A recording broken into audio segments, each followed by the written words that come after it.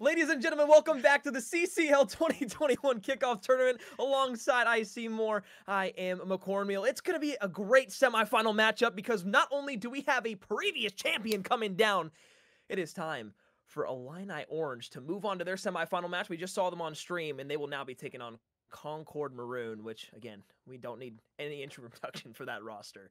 Say more. Absolutely none at all. They just came off a map 5 victory as well. I mean, it was neck and neck in that semifinal or in that quarterfinal, sorry.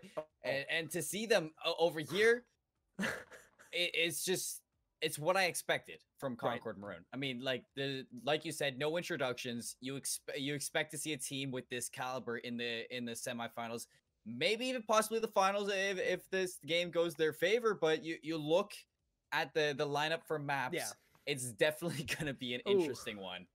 Yeah, folks, if you like that map variety, I suggest you head over on to the Alpha channel because we have 3 raids in a row now. That's probably the best news in terms of map variety not being there whatsoever, because raid it's a fan favorite. It's a classic, and of course we get to see it 3 times in 3 different modes. So hardpoint to start things out, search and destroy, and then control all are gonna be on raid. And then, well, it's kind of reminded me of World War II because after that we've got another back-to-back map set for Moscow for the 4th map, and of course that 5th S&D if we need to go the distance. And seeing how good Concord Maroon was inside of that quarterfinals matchup and how good Illini Orange was in the quarterfinal matchup, I would suspect maybe here inside of this semifinal that we're going to be going to at least a map number 4, so hopefully we'll be able to see that Moscow hardpoint for at least one map inside of this best of 5 series.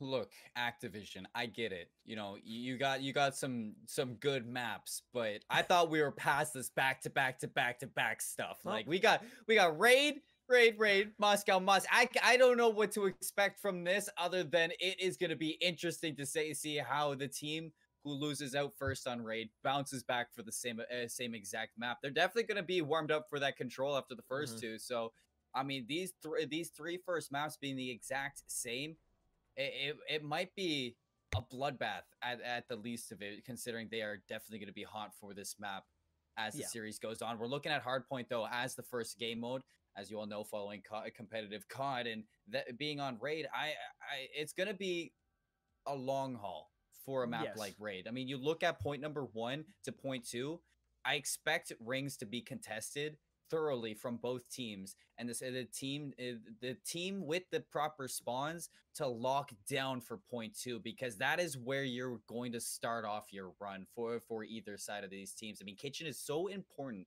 for the rotations, as it gives you that first initial lead, or you were going to lose off on it and hope that you can lock down garage for the most amount of time that you can. Yeah. Well, I mean, take a look at some of the other hardpoint maps in this game. We've seen hardpoint kind of evolve over the years, especially in this game specifically, where we see a lot of the hardpoints a lot closer together than in years past. For example, now when we're going over towards a raid hardpoint, we're going to see piece 2, 3, 4, and kind of 5 really relatively spread out across the entirety of the map. For P2, you want kitchen spawn side. For P3, you want garage spawn side. And then, of course, for P4, then you want kitchen spawn side again. So you're really trying to dictate and flip the map in your favor every single time. So we're really starting to see, once again, where rotating at 25, even 30 seconds can really be advantageous to your roster, even if you're going to be giving up maybe potentially 30 seconds of time to the other team if you've been flipped out already. So again, it's all going to come down to mind game. It's all going to come down to map variety and, of course, cohesion on the map with your roster in terms of synergy. But we'll just have to wait and see for which one of these two teams is able to come out on top. And however, we did see Concord Maroon actually lose that hardpoint game against Southern Cal. So it'll be kind of relatively interesting, I guess, to see in terms of how they come out here starting off the gate. Are they going to be trying for that revenge game on this same hardpoint map, or are they going to continue to have that kind of slump in this map? And especially when we get into the S&D, we know they just came off a hot map number 5 as well to go ahead and win that series to advance themselves into the semifinals. Seymour, it's going to be a great match. It's going to be a great series, and of course, it's going to go and decide who's going to be getting into the grand finals. And folks, if you're wondering where grand finals will be, that'll be on the Alpha channel with Visions and Proper, 2 of the most beautiful looking casters, and not only in the CCL, but in the entire amateur casting scene as well. Those 2 gentlemen, the man bun, the luscious locks, and oh my goodness. Teasing Chef's kiss.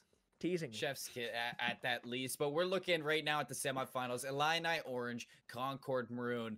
Let's talk about these players. I mean, we just saw that semifinal on the Bravo stream between Illini and Arizona State, and Ghosty was the man to talk about. I mean, how many times was his name in our mouths? Like, this dude just did not want to stop getting highlight plays. He was a walking highlight reel. You look at that S&D, he just shut it down in round number 10. With an absolute turn and burn to close it out. And what was he in the control? He was 20-7 at one point. Like, This is definitely the most insane player I've seen in the CCL for the longest. And to do that in the quarterfinals, let's hope that he can keep that momentum in the semifinals. Now we are hopping in with Raid. Map number 1. It looks like Concord Maroon's going to be on your blue side. Illini Orange, respectfully on the orange side, is going to be off to the races with both of these. Well, starting off here, we got to talk about Trauma and Crook. Both players are familiar in the top amateur Call of Duty scene. Both players placing in top 64 in the last cup number 4 for the challenger scene. So right off the rip, it is going to be trades going back and forth between the two teams, but the players from the side of Concord Maroon are going to be in the point first, collecting about 10 to 15 seconds of time before this contest does eventually come through. However, the most important point we got to talk about here is something you touched on briefly before this map started, and it's those rotations over towards P2 Hill over by Kitchen after being, of course, able to potentially lock down a little bit of time in P1. A bloodbath in rings. You look at this, it's going to be the majority going to Maroon. You take a look at the mini map. Important between Megatron here. This gunfight on to Crit. He does not win it out in a full flood of orange here, so it is going to be holding on to the spawns for Kitchen towards Illini's half. And they are going to get the scrap time as well, Corn. So Axie here on the front line for the side of Illini. He's going to have a tall order as they start to flood in on the other half. Megatron beams him. Illini gets broken. And the front side is just won by the blue. Okay. They're right back into it.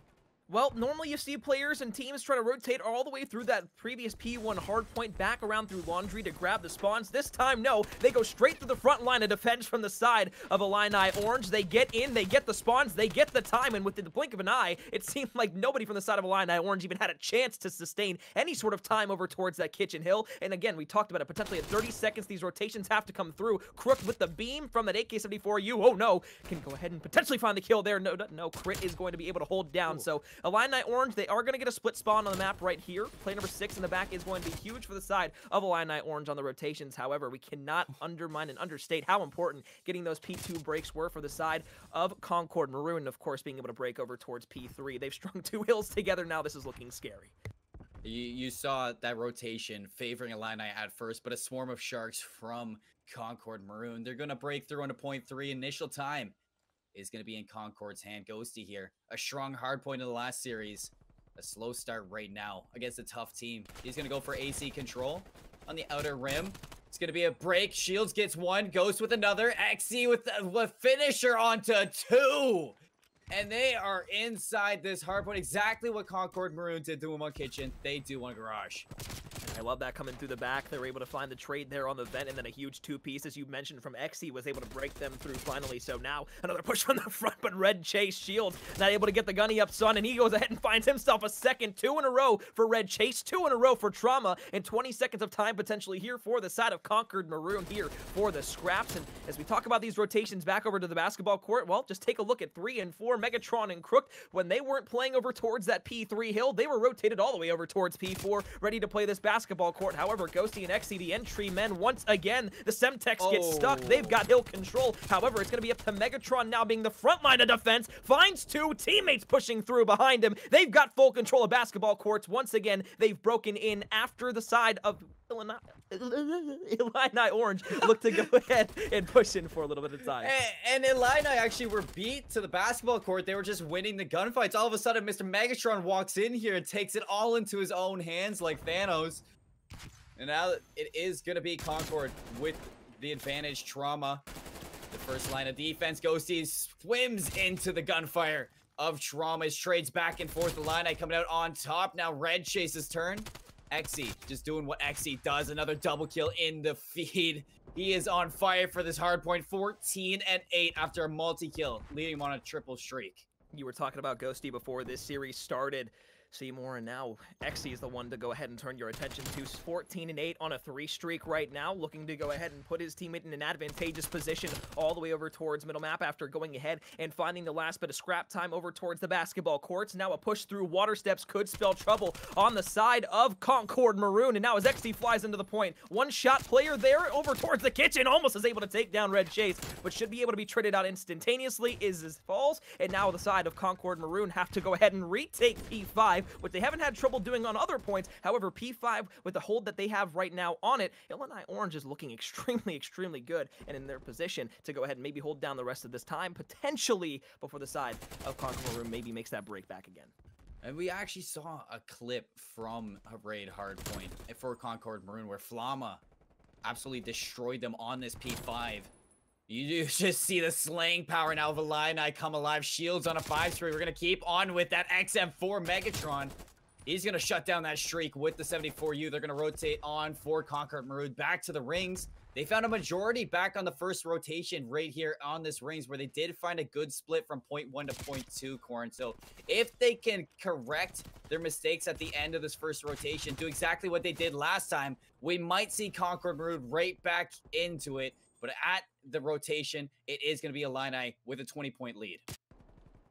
Trauma up top. Finds 2 with the Krig, and you were asking, you know, is it Krig or M4? And, well, to tell you simply put, it's both weapons right now, especially if with GA talk around the M4. I understand how the weapon can be extremely good and potentially somewhat broken. However, I love the kind of meta that we're in right now. We've got 2 ARs that are extremely good. We've got an SMG that's incredible as well. So I think the meta really fits in with everything right now as well. So, I mean, chat, if you feel free to tell me your opinions on this, whether you think that the GA for the M4 should come through, or if you think that the meta is fine the way it stands. However, I know one person that's loving the M4 right now, and that's going to be Red Chase here inside of the point. Looks for a kill there onto Xe, but no, Xe does him dirty, puts him 6 feet under, and that's going to be the side of Illini Orange, who take control of that hill, but it's going to be the rotations to the side of Concord Maroon that are going to be the most important thing to focus on here.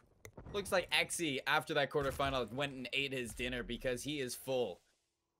I mean, he looks more hungry than full as he's just destroying this team, but he is definitely eating good tonight. Crit here going to try to break on in. The line is steady for Illini, breaking into the kitchen, forcing out Concord Maroon. You look at them, they'll spawn towards the middle of the map. And they're still actually going to dedicate to this kitchen here. They're going to flood through the middle. They're going to flood through Brank, and it's a sea of orange. As Illini shuts it down, it's a tie game. Oh no, Seymour, the biggest thing just happened there for the side of Concord Maroon. They got a bit overzealous on the challenge over towards kitchen. Sure, they might get 15 seconds of scrap time here, and of course, they broke extremely fast through the side of Illini Orange the last time they had the rotation over towards the basketball court. However, the biggest thing that happens there is the side of Illini Orange had a player pushed up past the 50% point of the map, which then forces the spawns for the side of Concord Maroon all the way back behind them in the kitchen. So they spawn across the map. It allows Illini Orange to get a ton of time here, potentially on the rotation, and also hold down those spawns for the majority of time as well. 10 seconds have gone by. Another 2 kills comes through, make it a third one as well, and this is going to be at least another 10 to 15 seconds before the contest comes back. You know, we talked about Ghosty and how he had a slow start, but it was only a matter of time before he's back in here. Now he's alongside Xe, shoulder and shoulder, slaying through. Flood through mid from Megatron. The rest of his team falls behind. Shields does the deed, taking down Megatron, and they're going to have a full lock on this, and they are really on the brink of a full 60 on Garage. They get the rest of this. They're at 230, 20 points away from winning it. Shields back on a 5-3 as well, Corin. This is spelling trouble for Concord, but, I mean, you look at the past, too, in the quarterfinals, Concord, they dropped raid last time, so this might just be what it meant to be.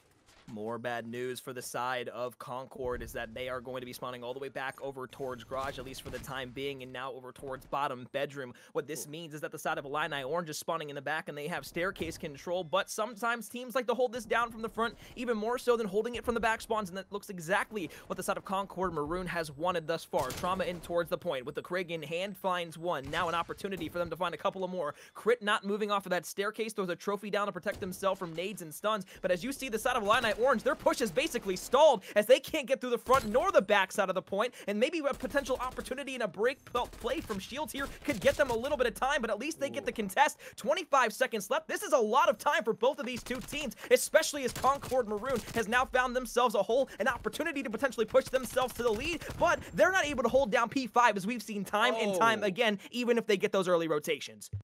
Concord Maroon came alive on point number 4. We're headed to point 5. This could be either team's winning hill. Concord with a heavy lead, though, here. On the brink of victory, Megatron! Oh, my lord, you cannot just do that to him. Flooding through the rest of Illini, trying to break into this point number 5. Megatron's going to keep his toes on to keep it contested. Axie, he's on for Illini, good for a double. Trying to stay alive to try to grab this triple. Crooked takes him out back and forth into kill feed corn. This is exciting.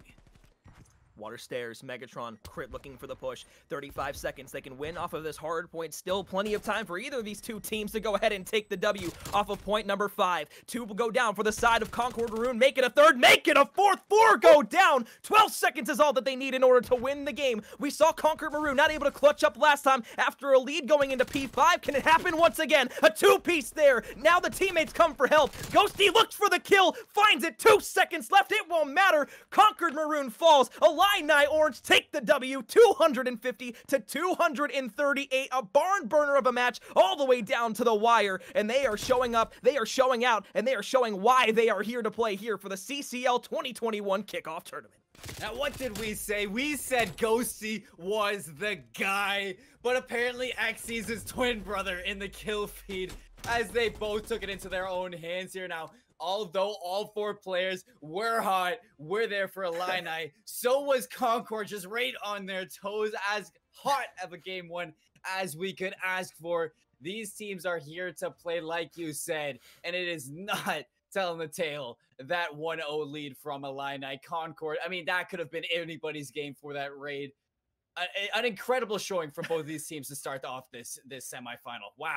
Yeah, what it really came down to was the control of the water staircase for the side of Illini Orange. They had the P1 hold there where they were up top ring looking over middle map. They were cut down because the players from Concord wanted to go ahead and push over towards P1 to get control of pillar side. However, what that allows for is a great and insane head glitch all the way towards water steps for the side of Illini Orange, which they used to their full advantage, and it all came down again to winning those one-on-one gunfights because no hold, no push, no break is together without winning those one-on-one gunfights, and they were winning them constantly. It was seemed like 3 waves of players from the side of Concord had gone down early in that point, and it all came down to the very end where they, again, were not able to break on that P5. That's something that they've got to go back to the drawing boards, kind of reassess, re-go over for themselves, and maybe go ahead and find themselves back in a position to where they can maybe play P5 a little bit better the next time they see a raid hardpoint. But again, a barn burner of a match, close game all the way through, but Concord University just were not able to get it done there. Illini Orange take a strong 1-0 lead. Concord is down.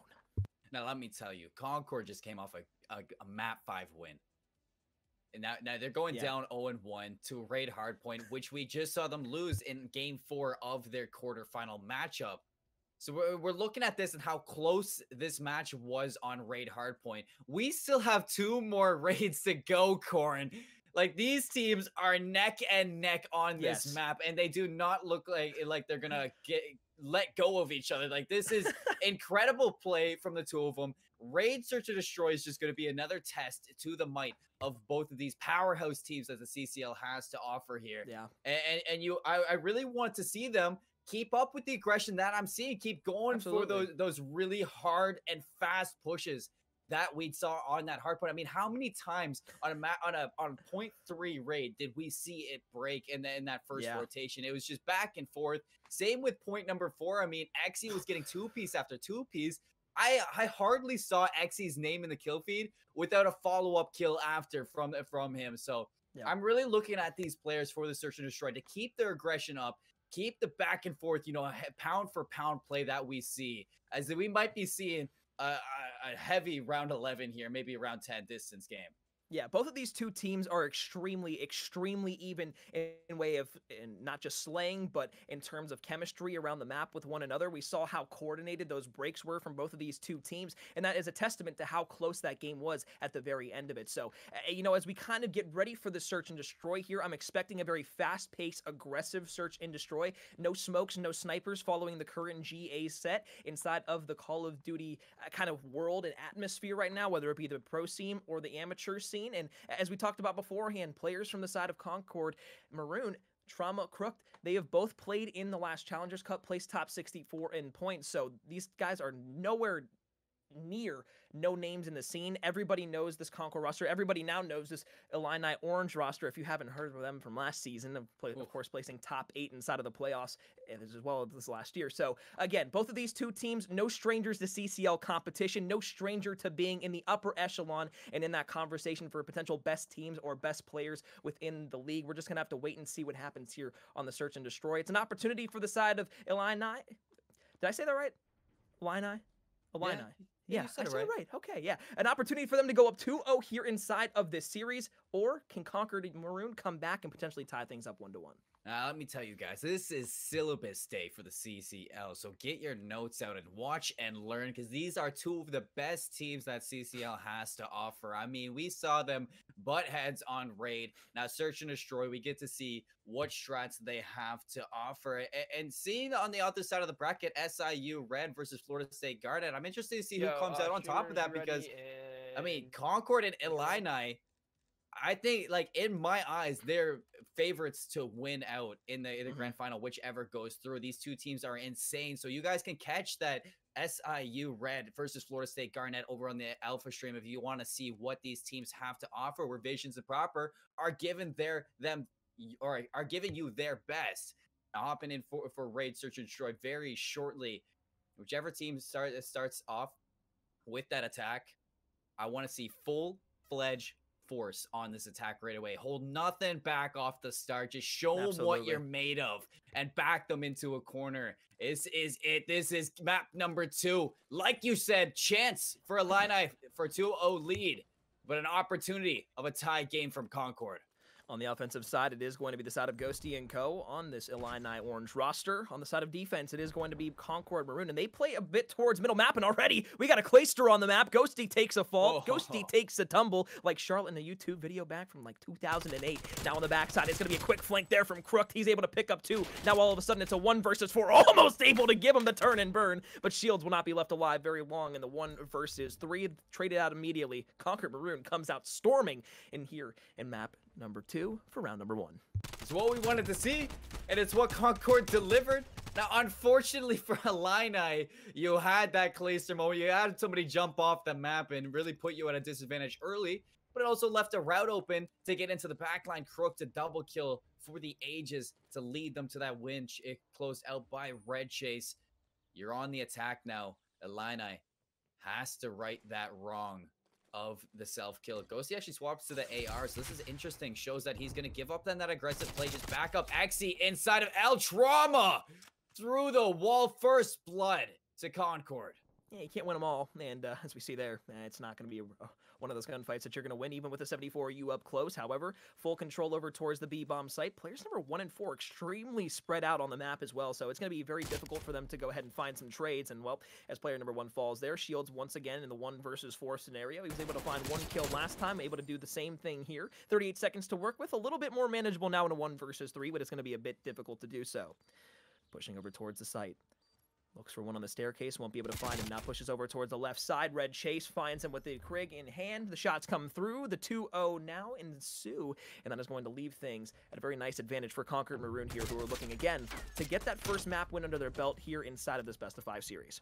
You can see the knowledge of this Concord team, the experience under their belt, the way that they took hold of that B-side, got the bomb down, and it just pushed into laundry to lock down the route. So they did the right things. They got the right kills. I mean, Trauma in that L. I mean, expecting that aggressiveness from Exy. Probably expected Ghost to be alongside him, but Ghosty swapped to that AR, really showing the veteran prowess from this team. Now take a look at this defense, the aggressiveness from Red Chase. He has a player alongside him.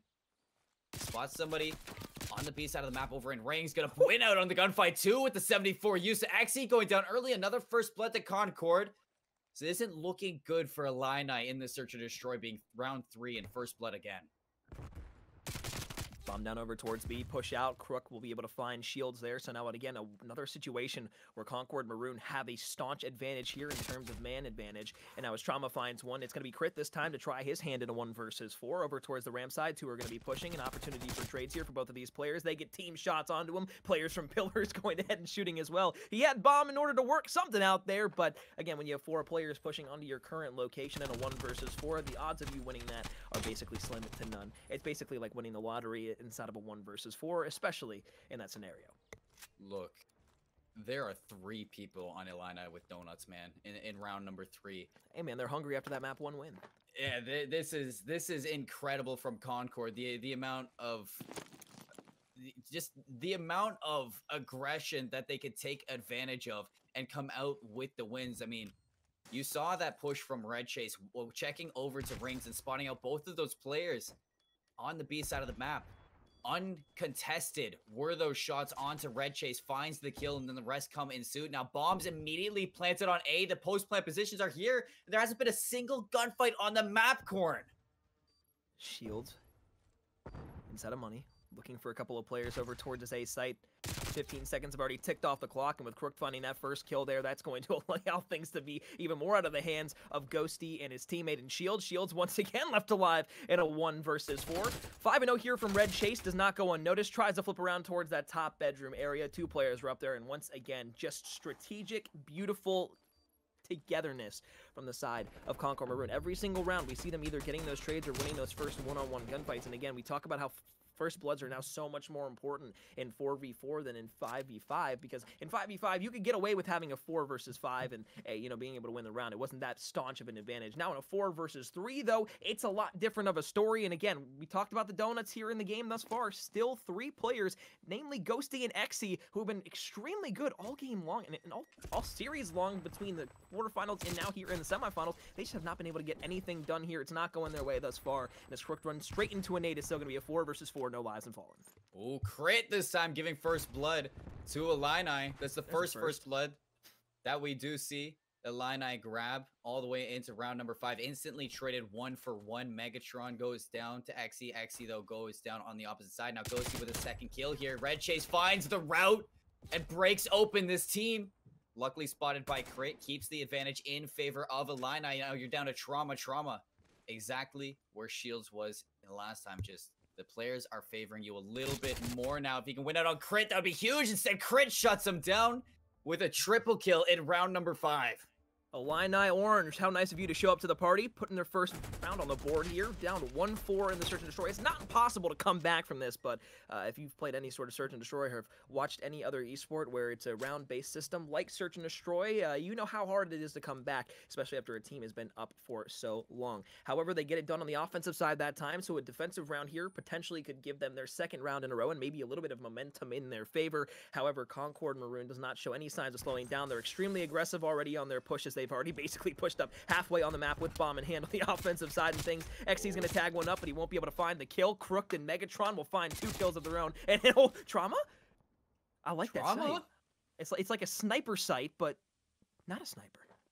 It's like what Crimsix used to run like before the tourneys started to come up. He's like, this is the best sight to use. And honestly, I felt like he was just trolling the whole time because it's a little bit whack, but instead, Ghosty now all alone, trying to make stuff interesting. Bomb is down already. Has 33 seconds to try and do anything he can, but we've seen this before. It's only a matter of time before he's spotted, and there you have it. Concord going to put him in the grave. 5-1 on map point with a statement search and destroy so far. Gotta check those corners, Seymour. Always gotta check the corners. No matter where you think the players are gonna be, they can surprise you every single time. And just like that, Concord Maroon, even though they lost that 1 round, they didn't show any signs of slowing down whatsoever. All these players inside of the lobby for the side of Concord Maroon are either even or staunchly positive, and we saw Red Chase on, I believe it was a 6 streak throughout this game before he was able to fall. So, no shortage of greatness from the side of Concord Maroon, and really they haven't had to be anything but average inside of this game because they've done everything perfect as a collective roster. Now you're on the brink of a tie series here. Bomb's gonna go down, but your players are not advantageous. Being choked around the map is Illini Orange. Ghosty, oh, catches Megatron with the stun, but doesn't take the kill. Both players staying alive is huge for each respective team. And now Ghosty is gonna hit the route. Oh, Round gets in behind. Trauma doesn't spot this one out. Xe follows up, so 2 kills on either side now, an even game. 17 seconds left here. Xe losing out to Red Chase. That's huge for Concord. Xe actually all alone. Bomb's being defused. He's gonna check it. He wins the gunfight. That's the round. Oh, Concord are gonna lose another one. That's 2 rounds to Illini. That right there, folks, that is how you play Search and Destroy, even when you're down but not out. Because look at the beautiful play that Xe makes here. So I don't know if you'll be able to see it on Best Play, and you're not going to, but basically what ends up happening here, folks, if you're not keen to Search and Destroy and you're not exactly sure how he was able to win that round or what he did that was so beautiful, he just played his time, and that was the best thing. Red Chase was able to find the trade onto Xe, but what he does, plays his life over towards Laundry side, knows that the player has to have 7.5 seconds to get that defusal of the bomb, waits to check the bomb until about 8 seconds left, gets the player that's on it for the defuse. His teammate comes through and gets the trade, but by the time that Xe is dead, there's no time to get the defuse and the kill. Great stuff from Xe. Veteran plays, puts his teammate, again, it's his team 2-5. It's still a deficit that's going to be extremely hard to come back from. However, it's at least a little bit more manageable. It's not over, Bat Lady sings. That's 2 rounds, but I mean, just a couple rounds in your favor here. A couple first bloods, and you might be able to find it. Unlucky for Xe after a brilliant round number 7. Goes down first. Now Ghosty loses it on the second one. Crooked gonna take it, but trades back and forth. Leave it even between both. Unlucky for Crit. Bad timing on a Megatron as it is left all alone to Shields once again. McCormill, he's pinched on either side. He's going to take some shots from Pool. That is going to be your Search and Destroy. 6-2 for Concord Maroon. They started with the gas pedal down full, and they had a full tank at the end of it. They did not slow down. No, they did not. And folks, I have some bad news. The bad news is if you're not a fan of Raid, well, then you're not going to like our next map for the Control. However, if you are a fan of Raid and you're just a fan of Call of Duty in general, that means we are going to be going to a Raid Control for our next map. Raid hardpoint was 250 to 238, where Illini Orange were able to take that and go up themselves 1-0 in the series. And then, of course, Concord Maroon comes back, wins the Search and Destroy in a very, very, very fashionable 6-2 victory to put them and tie them at 1-1 in this best of 5. Folks, it is semifinals time here for the CCL 2021 kickoff tournament. It's Syllabus Day, and both of these two teams are now vying for an opportunity to get to the grand finals, which will be casted on our Alpha channel with proper envisions a little bit later on, but we still got at least 2 more maps to get through here with a Control and, of course, another hardpoint. And after this Raid Control, guys, I know I've been saying it, it's Raid, but we're finally going to get to Moscow to change it up a bit. I was about to say, you know, we were gifted something a little bit different now, and that is Moscow is definitely going to be played. So we're going to see something other than Raid for the semifinal matchup, with Concord taking that very, very dominant win on Search and Destroy after a tight game number 1 where Illini took it. Didn't expect it. Players that really stood out to me on that was Xe, because where we see him just absolutely dominate on that hard point, didn't show up in that Search and Destroy until that second last round that we saw. And I mean, he was 2-8 at the end of it. Definitely had a slower game, and it really reflected in the confidence that I saw from Illini Orange. They were really giving a lot of respect to Concord in that Search and Destroy, and really at the end of it, they were giving up so many easy plants to Concord. They just had to lock down those post-plant positions and wait till the players on Illini fed through the routes right into their lines of sight. I mean, Concord were on fire in that map number 2. They didn't slow down. Now we're going to see Control. This is what I was waiting for, Control on Raid. I was talking about it earlier. Yeah. Why don't you give me your idea on this map? Before I do give the attention to that, I do want to point out real quick that For the side of Conquered Maroon, they come in here and obviously after winning that game 5 Search and Destroy, their Search and Destroy is already hot, right?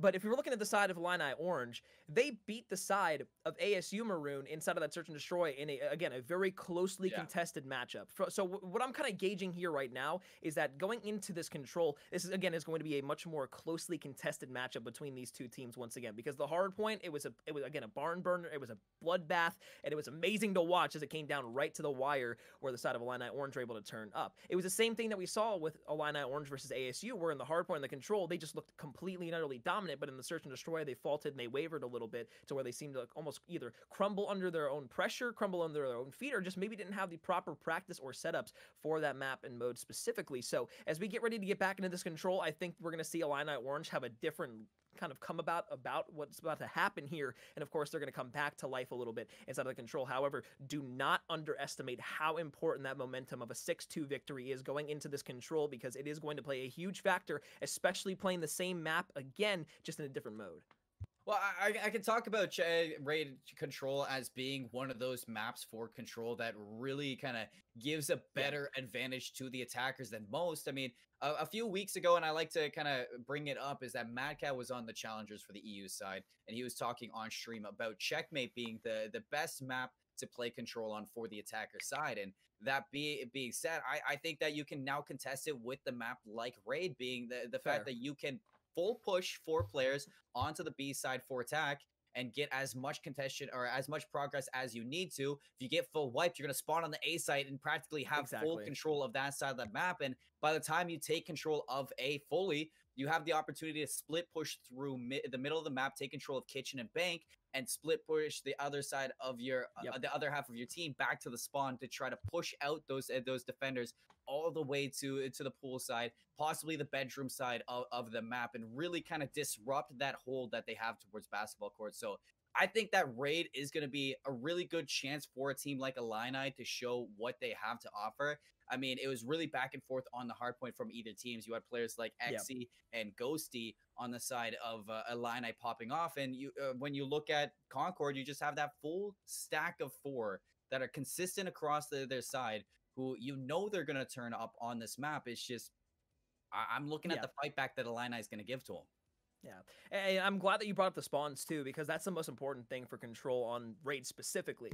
Yeah. Other maps you can get spawn trapped all the way in the back, and sometimes spawn trapping can be prevalent on a map like Raid. However, more or less, most of the time, it's just going to be a player or two getting behind the players that are going to be spawning either towards the A or the B site, depending on where their map control was beforehand. So again, to your point, if you get that wipe and they're going to spawn over towards A, then they basically have a free A push unless there are people there to go ahead and contest that initial push from those players pushing through. It's the same thing if you get the players wiped out at A. If they spawn out at A, they're going to be bottom B bedroom and just have an available push all the way over towards the Tiki area to go ahead and capture the B point by basketball court, and then potentially push into the spawn of the defenders to then push them even further into that deep laundry spawn to where they can then control the money window, and they can also control that back cutout as, again, the basketball court push as well through the jungle. So again, you can control the spawns a lot more on the offensive side here than any other map, specifically due to the fact that you're going to be spawning across the map every single time. So I'm so glad that you brought that point up, because that's the most important thing about Raid Control, and it's being able to read that and read where your opponents are going to be spawning on the map at any given time, wherever your teammates are pushing to.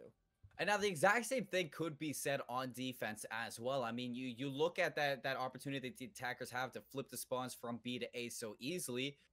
Maybe you want to post up on laundry, kind of set up a defensive line, a line of scrimmage, to block them on that side of the map, so that you give up that point with the least amount of lives lost on your defending half. You don't want to contest it too much, because as soon as they cap it, it's just going to be a bloodbath over at B. So you have the opportunity to give up A if that happens, kind of shut them down, look for a spawn trap, and just trap them back into the garage side. So you can really kind of take advantage of knowing that route is going to come. That the fact that they take that A site, they're probably going to go for a split push through spawns and kitchen is probably going to be the fruition of it. But if you can read that properly on defense, you have an opportunity to shut it down. So it really goes hand in hand in both of these teams, and both of these teams being so experienced, so good at Cold War, let alone just the COD in general, seeing their history in the CCL. I definitely don't I don't expect it to be as clear cut as we're putting it. Yeah. And I think the fact that we've been able to get to the control without kind of repeating some of the points that we've talked about on Raid is just a testament to its map design and how it flows around all together with the way that players are now learning to play the map and of course have learned to play the map over the course of, what it was 7 years that this map has been out and in competitive Call of Duty. So if you're a competitive player back in Black Ops 2, excuse me, then you know Raid inside and out. And even if you haven't played Black Ops 2 Raid the way that a lot of people did if they were playing competitively in Black Ops 2, you still have learned the map over the years just from seeing old clips, seeing old gameplay of it. And of course, it's come back technically in Black Ops 3 when it was Empire, when you had when it was like all the Roman cathedral stuff, when it looked extremely nice. But again, that's a jetpack game compared to the boots on the ground game, and obviously it's going to play completely different. So a lot of the same peak spots, a lot of the same advantages that you have from BO2 here in Black Ops Cold War. However, again, the map is going to play completely different, especially when you have a fundamental movement change when you've gone from sliding or from dolphin diving now to sliding here in Black Ops Cold War. It doesn't matter which way you size it up, it's going to be a little bit different each and every way. So as we get ready to get into the control here from map number 3, both of these teams tied up at 1 apiece, and we are going to be looking to see who could potentially go ahead and find themselves up in this series at a 2-1 advantage to be at match point and at series point to get to the grand final, or if another team could maybe clutch up after map number 3 into map 4. But we'll worry about that when we get there, folks. We're going to be jumping into the game here in just a few moments. It's loading up in front of our eyes as we speak. Raid Control, map number 3, an opportunity for one of these two teams to go up in the single elimination tournament. Now you talk about how excellent of a design this map is, and I think the only thing that's not excellent is what Tug pointed out is the housing. Just doesn't seem right sometimes.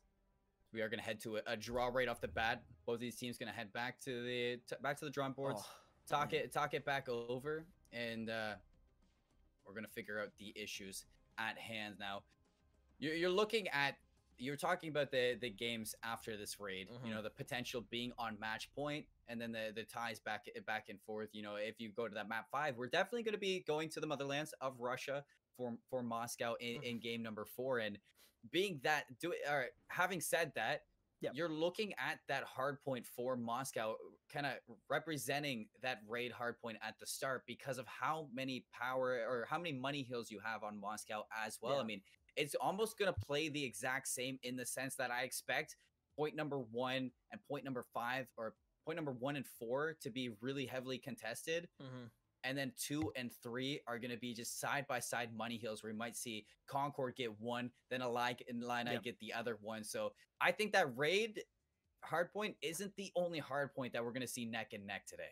Yeah, and it's a great point that you brought up as well, because we were talking about earlier in the broadcast where we were talking about, a lot of the maps inside of Black Ops Cold War have a very different design philosophy between the rotations of hardpoints than we saw, especially in Raid, compared to a map like Garrison or a map like, say, Checkmate, to where a lot of the points are really close together to where you're not having to flip spawns back and forth across the map every single time. Now, on this map, it's a little bit different because you only really have to worry about one rotation to the other side of the map and one spawn being held down after you get Ps 1 and 2, and that's going to be the rotation over to P3 because you want to get those back library spawns. And again, it's going to be heavily contested all the way through Bankside, even through P4, because on P4, if you get those bank spawns, then you get, of course, that bus head glitch that is so difficult to see into, and being able to take out that player that's in the power position over towards that P4 street. So again, I'm glad that you brought that up because Ps 1 and 2 can be chained together extremely easy, and of course Ps 3 and 4 again can be chained together to get a lot of hill time for the two respective teams. But I think what's going to maybe surprise you and maybe myself a little bit as well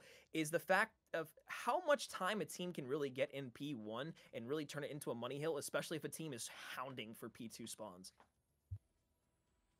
I think that it's really going to show for that point number 2, because you look at that spawn right off the start, and if you're holding on to that early spawns favoring the second hard point, you can really gain a lot. I mean, even if you're contesting, like you have a foot on the hard point for point number 1, the connection from 1 to 2 has an opportunity of a majority, maybe 50 to 60 points between the two of them, possibly even 70 if you're slaying out on point 1 enough.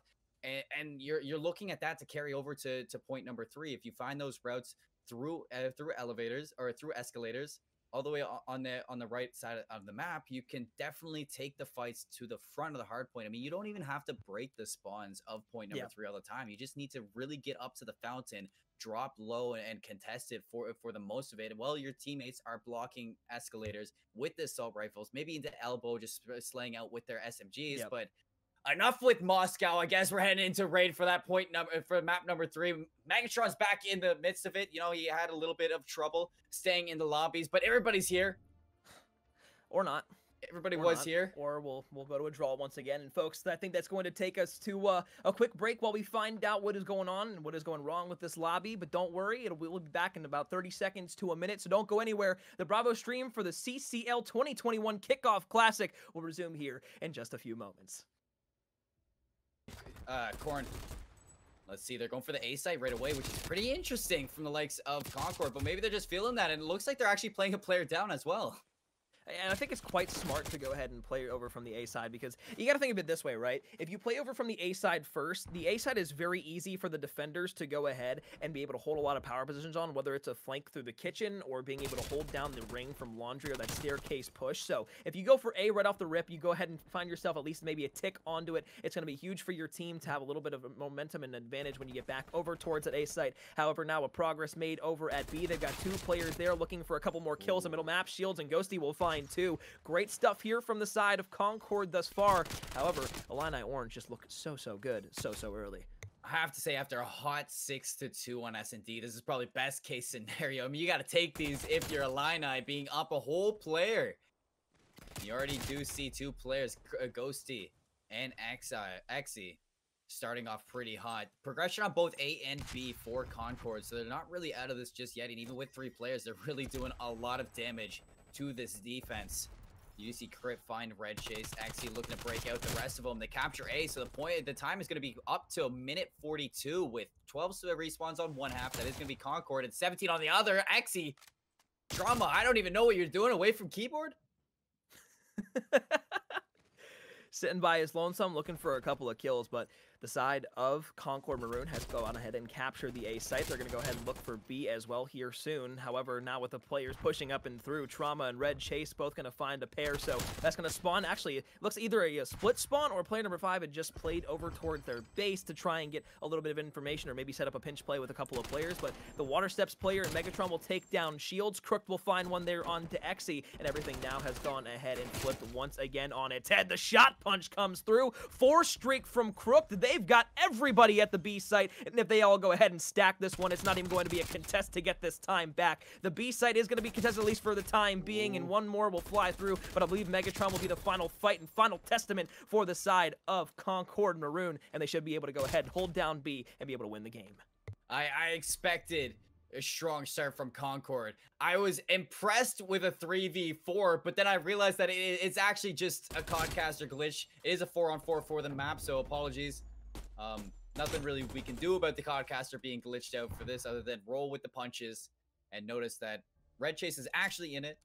He isn't missing. Now, there we go. Restarting into the next round, and there you have it. He's 5-4 as a matter of fact as well, so amazing from Concord to start off with a hot win on that attack. And they did not slow down after that point A. See, Codcaster has a way of fixing itself after rounds. You just have to let the COD gods do their work and be mindful that they are always there and always watching over us. 4 versus 4, now a 4 versus 3. The side of Concord Maroon will have a player fall early on here. Now Illini Orange have an opportunity to go ahead and potentially get this B zone in their control, but as Red Chase flies through, Crook finds one, Trauma finds another. That's 3 down on the side of Illini Orange. The last player alive at Water Steps, not even going to push up, just going to wait for his teammates to go ahead, push on back through the map, and potentially be able to find maybe a little bit of time over towards B, but this would have been a great opportunity for them to potentially either push over towards the A site or maybe just gone A off the rip. We saw the side of Concord Maroon be able to do it, maybe follow their strategy a little bit because of how well it worked for them in that first round, but again, you always got to be a little bit different, and as XE finds one, they start to push through the basketball courts to maybe get control of those back spawns. It looks like they are going to get a take of progression at B unless Trauma has something to say for it. They actually hop on off of it. They go for the spawns. They end up capturing the progress nonetheless. They're going to continue on it. Crooked on the screen for Concord. He's going to win the fight on Ghosty mid-map, making sure that they can lock down A at the same time. They're not too worried with the B, which I'm not I'm not too worried about them giving this up either. Corn, I don't mind them giving up B in total and just locking down A without giving up as much as they can, because respawns are 16 to 15 in favor of Illini, and it does look like Concord's setting up for a heavy A lockdown.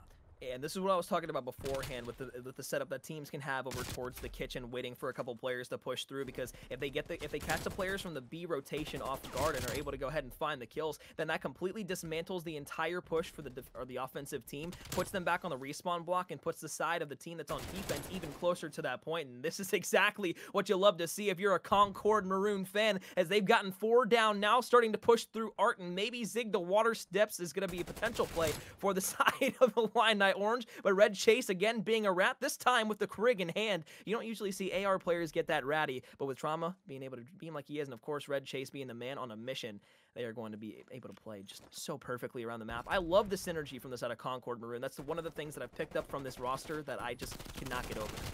And trust each other so much. I mean, Red Chase may not have been on the scoreboard for round 1, but he's in the spawns of Illini for round number 2. 3 go down swiftly for Illini.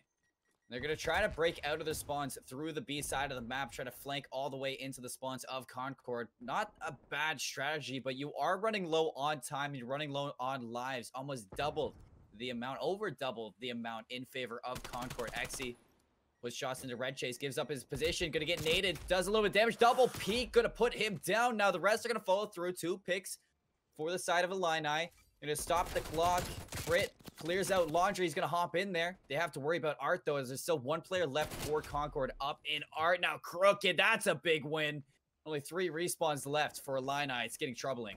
Yeah, they're pushing towards the hill now. Crooked, and oh my goodness, no, doesn't find the kill there. However, no respawns remaining for the side of Illini Orange, and it doesn't look like anybody's going to be able to get back to the point except maybe Crit, and he's able to find that first kill point. 6 seconds remain, so an opportunity for them to go ahead and potentially win this round. They stack the point. They've got kills to the front. No, they're going to be able to get Semtex out. They've got to stay in the point. They've got to keep control. Last player alive and shields will fall, and another round for Concord Maroon will come through. But again, you know, in that round, the biggest play that we saw there, I'm not sure if this is going to be it on the best play, but you see Crook is able to play at the small corner with his teammate overlooking that left side, and them playing so closely contested here allows them to pick up a couple of players. This stops the initial push from coming through on the defensive side of things, or rather on the offensive side of things from the side of Illini Orange that was trying to get back control of the spawns and force spawn them all the way out to basketball court. That did not work, so the side of Concord Maroon again holds strong on the defensive side. They've already won an offense pretty convincingly. This time it's just a question of, are they going to go A off the rip again, or are they going to go B and try to catch the side of Illini Orange off guard? It does look like they're favoring the A side. Last time, they absolutely rolled over this defense. Exy going for a quick push through mid. Red Chase was ready for it. Shuts down that first aggressive play. They get the first stick of progression as well as finding a second player. Very clean, very textbook from Concord right now. No kills for Illini. Exy opens up with the first, but the first is all they get. Now point A is going to be secure with 2 minutes and 20 seconds left, Corn. Concord Maroon is alive. They're out for blood, and CCL is just looking like their hometown. We talked about before how good they were last season. They've come back to play once again. Megatron flying through. Looks for another player potentially on the staircase, but won't be able to find it. They're just going to play this basketball court, wait to maybe get another wave kill down on the side of Illini Orange, and this is going to allow them to start stacking over towards B once they get the opportunity to, and they get maybe a kill or 2 over towards the backside of basketball court. 3 go down. The last player alive inside of the money room comes through, won't even be able to find one. They can now stack the point. Players coming off of respawn over towards bedroom. Crit is there looking for Crooked. That's a huge first blood. They've got 2 going down now, but is it going to be enough as they are still stacking on this point? They're still getting time, and they've still got a player in the basketball courts. Yeah, they have no clue Megatron's here. Crit is going to push into him, drops down Megatron with a big win now. Opportunity to push into the spawns. The rest are falling off all over the map. Ghosty on your screen for Illini does get into the bedroom, but he's quickly cleaned up. Now they're going to hop back onto this Corn. They're going to look to capture that second point progression. Megatron still hasn't been cleaned up in basketball courts. In fact, they have no clue. He's in the corner shields. You got to check those. How many times are we going to say it in this game? Megatron's on a 5 spree, though. They're looking like it's going to take a 3-0 here. They capture it. Concord Maroon. Oh, my. And Seymour, we talked about the communication from the side of the Concord Maroon roster. They are one. They are synonymous around the map. However, right here, Megatron gets a kill. Shields is looking for that player. If the player either would have watched kill cam or just would have waited an extra second, maybe called it out. Shield slides down the staircase and is able to turn immediately left and look for Megatron there, but unfortunately, it falls flat. They aren't able to win the round, and it wasn't just that one play over towards the basketball court. It was, of course, it just was a domino effect of plays that left them without any time, without any lives, or just a complete 4 wipe down of them, put them on the respawn block, and then everybody on the side of Concord Maroon was able to pile onto that point, get a lot of progress over towards B, and it all came down to getting that A site right off the rip. What was it, 15 seconds off the clock, and all of a sudden 3 ticks were already there, an extra minute on the clock, and lives were already in the advantage of the side of Concord Maroon. I mean, in control, you've got to be able to win at least one of your fights, whether it's, giving up A and having the life advantage while they go push back to B, but you can't lose the life advantage. You can't lose the A site at the exact same time. That's just not how you're going to win matches. It would seem pretty obvious, but unfortunately they do fall here. But if you are wary on the side of Illini Orange, don't be too fretting, because on the next map for Moscow, we are going to be having a hard point, which they were able to take at the very beginning of the series, albeit it was a very close matchup, 250 to 238. It is a sign of opportunity for the side of Illini Orange to potentially come back in the series, tie things up 2-2, and get us to a map 5. And I don't know, you're talking about Illini here, man. That map 1 where they were in the hard point, they were on fire. I do not know what happened in their party chat between maps 1 and map 2, but a very different team in the semifinal from that first game, where it was just lights out energy from either squad. Concord Maroon really putting them in the dirt for that. That is like that 6-2 on search. That was wounding. That was crazy. That 3-0 on control was just salt in the wound. Like Concord Maroon are ruthless out here. Their communication is on point. Their strats are textbook. They're on fire. They're here for the CCL season to take it all. They're definitely runners for this grand final in the CCL kickoff tournament here today. And honestly, there's nothing against me saying that they are going to come out shining on this Moscow here. Now, we were talking about it, that there's this, it's like, it's money hill after money hill at the extent of, or after the effect of 1 and 4 come out for Moscow. But it's really going to show the aggression from Concord, the way they retake these sites, the way they hold these rotations. I think Moscow is going to favor this Concord squad very, very heavily.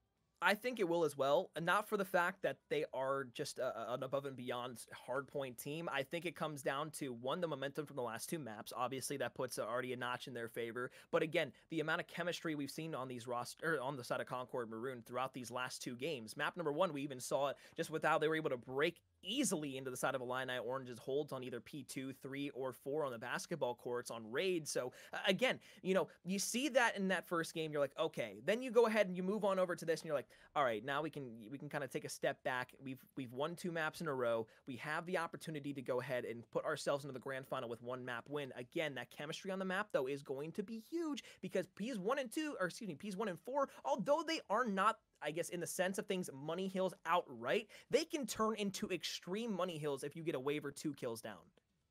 It's really going to show for this hard point, and I definitely need to see Illini Orange go find their pacings, their tempo from map number 1. For example, I mean, Axie and Ghosty, really shining players that I keep harping on here, because they showed me they have what it takes against this Concord squad in map number 1. Map number 2 and 3, they've been there, just not enough. Yep. And then Crit and Shields, I mean, in their own respective sides, they were doing so much back in the quarterfinals, but in the semifinals, like I said, just Illini just don't look the same against this Concord squad. I don't know if it is the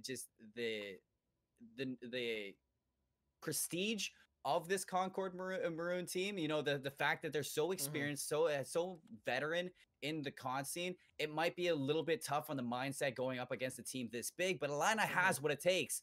They've just slowed down after map 1, and it's looking scary now in this tournament for their chances. It is 2-1 favoring Concord, And there's nothing against me right now from what I've seen in map number 2 and 3 saying that Concord has what it takes to take this Moscow and move on to the grand finals. Well, I think it also comes down to, kind of the past and the resume that these players from both of these rosters have built up. I mean, if you look at Illini Orange last season, Crit was one of the parts of the roster that took them to T8 inside of the playoffs here inside of the CCL in the 2020 season. Now in the 2021 season, maybe not in the CCL specifically for Crooked and Trauma, although Concord Maroon did place extremely well last year, if you can remember. Yeah. But Crooked and Trauma have both placed in top 64 inside of Challengers Cup number 4, albeit on separate rosters. They know what it takes to get it done. They know what it takes to get to the points placing in the Challengers Cup, and that's something that separates a lot of the lower tier teams from a lot of the higher tier teams once we start talking about where they're placing in the cups, because as we know, for just pro points in general and just to find top amateur teams that are extremely good, you have to be placing well in these cups every single weekend. So although the CCL is extremely important for a lot of these teams, they need to also make sure they're either with whatever team they might be playing with in the challenger scene, practice with them, but also give a lot of time into their roster in the CCL, because again, not a lot of these players, or I shouldn't say not a lot of these players, but there are players on these CCL rosters that don't technically play with their CCL rosters in the Challengers Cups, in things like Pro Points and stuff like that. Again, some of them do, some of them don't, and that's kind of where the discrepancy comes through at. But if you're getting those extra reps somewhere else, you should at least be able to teach that and maybe allow your teammates to be able to learn from you a little bit as you get back into the CCL, because everything carries over no matter what you're playing, from CCL to Pro Points to Challengers Cups to anything that the amateur challenger scene is going to be getting this year. It all is kind of synonymous in the same. So as we get ready for map number 4, I'm excited just to see what these two teams will do. If Illini Orange can go ahead and clutch up and, kind of bring that clutch gene that we expected from them coming into this series after winning that first hard point, of course, 3-0ing their last opponent in ASU Maroon. And you really see it between like Trauma and Crook, like you say, who are on separate teams in the Challengers placing that high. They're coming in here having as much synergy as they do, as much trust in each other as they do, is very impressive from a team like Concord, and going to show their stance in the COD scene. Now you're looking at this Moscow and you're reflecting on Illini here, because we've talked a lot about Concord. Now you're looking at Illini. One thing that they did really well in Raid Hardpoint is rotate early, and their early rotations were good in the sense that they were getting initial time, but they were also getting those money hills like we've been talking about, and they've been locking them down, and they're pushing lanes out to an extent that was very efficient in their gun styles and their play styles, which is a lot slower than Concord's play style. So if they can do that, if they can mimic here on Moscow, they can come out with a lot of early time, a lot of early rotations. It'll pay off for a map like Moscow, those early rotations in Raid. I mean, it was definitely a bloodbath when it did come down to it in the points. I mean, that early time was broken from Concord very easily on some points, but a lot of the time it was just like, it's just Concord pushing in, and then the fact that they were setting up with those slow tempoed power angles. Yes. I mean, Illini were taking advantage of it, exploiting the positions that they were at, and really taking it to Concord. If they do it on Moscow, they can really pull it back here. And it's the same with the Garrison hardpoint that we saw earlier in that quarterfinal. Illini, they're a good hardpoint team. I mean, this has the potential to go game number 5, but they have a tough test. Yeah, and again, to your point, again, we keep talking about that map number 1 because it's the only map that Illini Orange were able to win, albeit it was closely contested. Map number 4 could spell out the same story, or we could see maybe a complete flip of the script. But either way, folks, we're going to kick it to a quick break. When we come back, map number 4 on Moscow, potential for Concord Maroon to move to the grand finals, and a chance for Illini Orange to tie this up and send it to a map 5. I'm McCormill. Alongside me is C. Moore. And after this series could conclude, or it could go to a map number 5. Don't go anywhere. The Bravo stream will be back here in just a few short moments.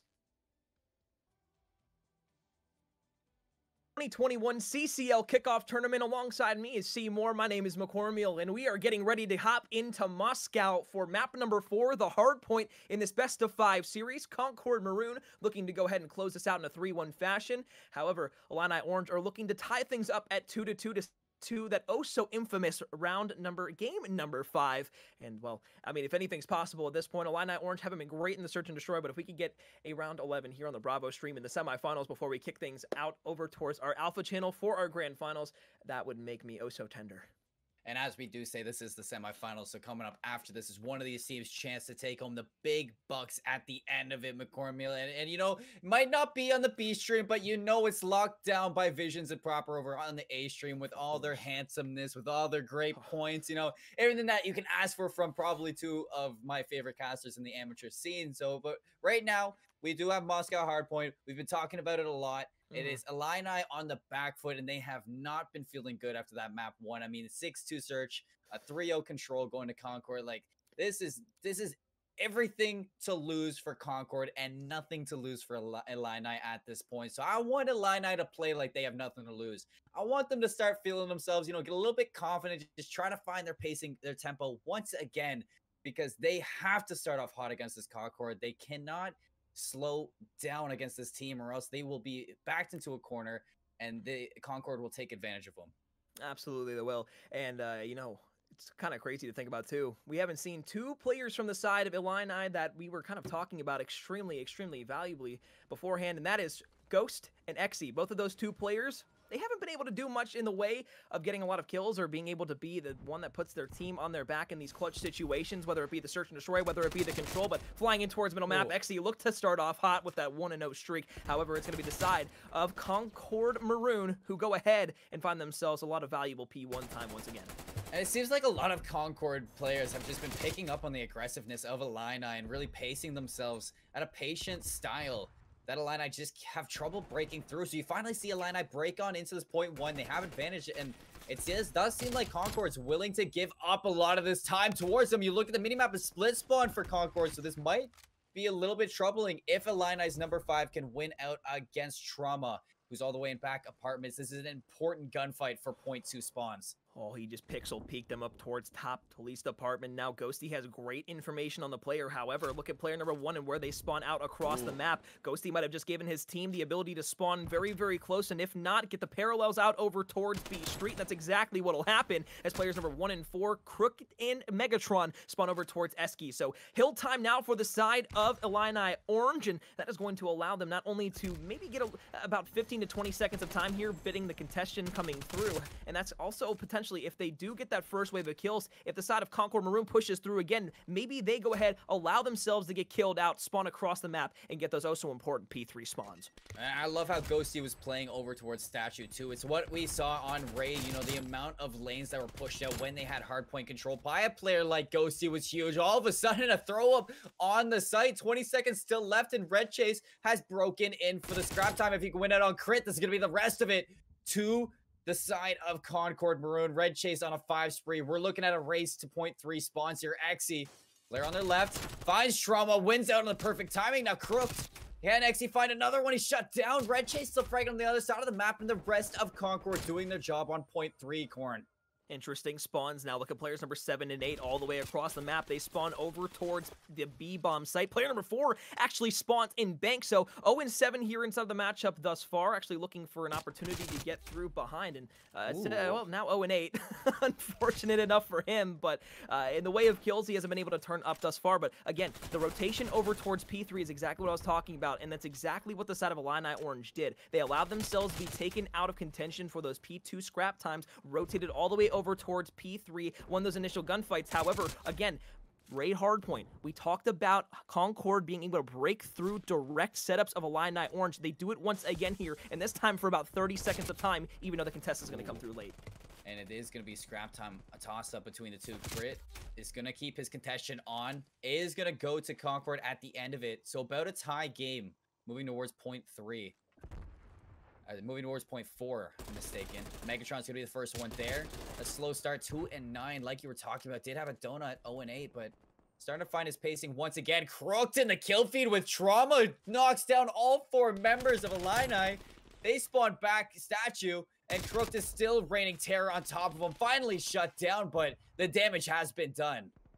Well, it's about a 60-point lead for the side of Illini Orange at one point. Now their lead has completely diminished, and they are now down by 20 points. So it's funny how this map has gone in the way of Concord in the last couple of moments. But I mean, we saw the side of Illini Orange. They gave up the scraps over towards P2, rotation towards P3. They got broken out within the first 15 seconds, and were able to bounce back for about 15 seconds scrap time. They'll do the same thing here, but it is going to be the side of Concord Maroon, who are going to be pushing outer over towards that B street and maybe trying to get a little bit of time there. But Trauma has been very, very, very passive with pushing over towards this point for good reason, as Ghosty puts him down where he stands, almost able to take down Red Chase. But at 11-5 here in the map, he has not died a whole lot, and he's done a lot of service for his team, providing them in the way of kills. And as expected, point 1 and point 4 were pretty contested, split basically between both of these teams. You're back to point 1 again.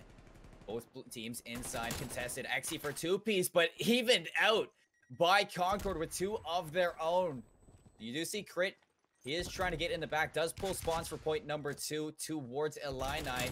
But even still, a majority of time for point number 1 going to Concord.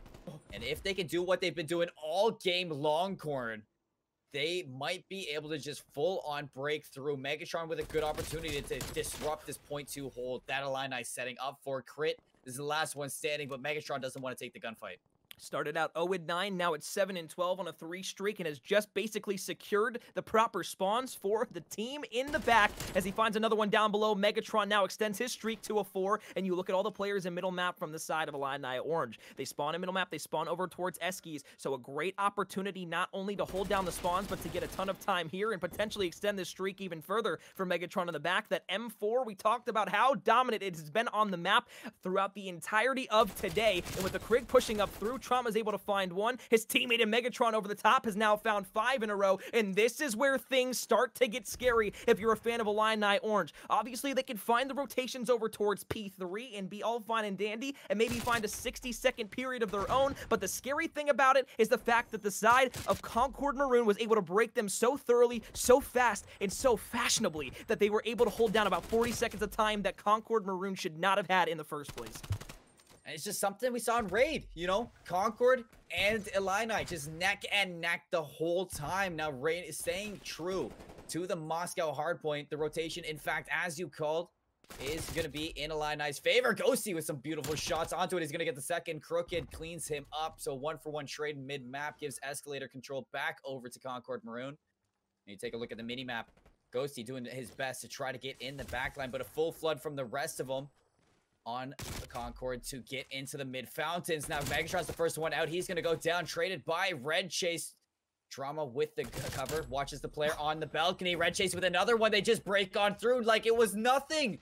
And like you said, fashionably, definitely a sense of a word for this team on Concord as they were fashionably late to it, but they take it over nonetheless. 15-second break once again for Concord Maroon, and that is exactly why they are and have won the last 2 maps inside of this best of 5 series. Folks, we started talking about it at the beginning. 250 to 238 was the first score on the Raid hardpoint. Then we get into the S&D on Raid. 6-2 for the side of Concord Maroon. We're like, okay, maybe the side of Illini Orange will be able to bounce back. In map number 3, no, more of the same. 3-0. And now with an opportunity here to rotate on over towards the next point, will it be the side of Concord Maroon breaking through once again, or will Illini Orange finally find themselves and hold a little bit of time here in order to go ahead and potentially get themselves back into the game? But with Crook shooting nukes across the map, he's found 2, looks to pre-fire 1 potentially in towards the bottom office crawl space, and that is going to allow them once again to break within 12 seconds this time, and now an opportunity to force spawn trap them all the way back in towards Bank. Crook, no, don't do it to the second one, please. Okay, Ghosty finally able to find the trade, but at 24-16, Ghosty needs help, and he needs it now if they want to stay in the series.